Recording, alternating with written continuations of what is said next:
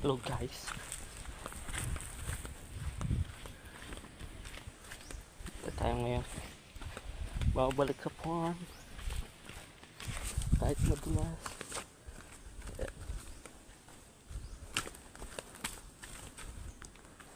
Tayo ay mag-harvest pala. Mag-harvest tayo ng lettuce. So dahil maulan, maputek. So ayun.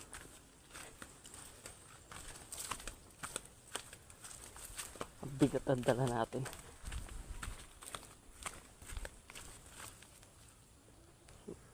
May footprint. Ito nga pala yung dalawa nating alaga. Naging 3 na sila. Hello.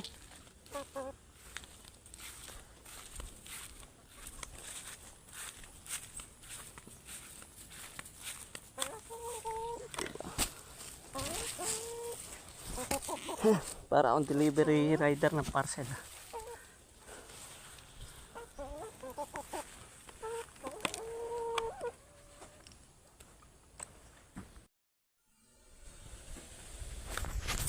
So ayun lang, pupunta naman tayo doon sa lettucean. Titingnan natin kung may ma-harvest na tayo.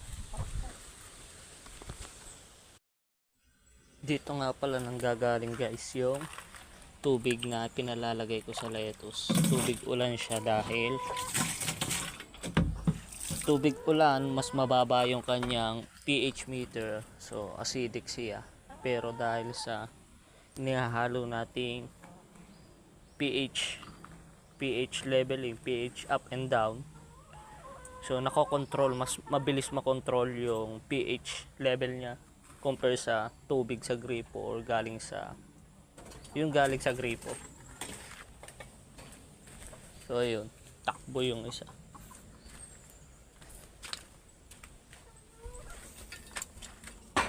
So yung manok ko kasi, ito kasing dalawa, ito yung amo sa akin yan. Kaya ko yung himasin, kaya kong mahawakan compare doon sa isa. Kaso dito ayan. Sige, diba, nasunod agad sila. Dadalawa na sila ay tatlo sila, gawa ng namatay yung isa. So sa ngayon, punta muna tayo doon para tingnan yung lettuce natin, dahil may bumibili sa atin ng seedling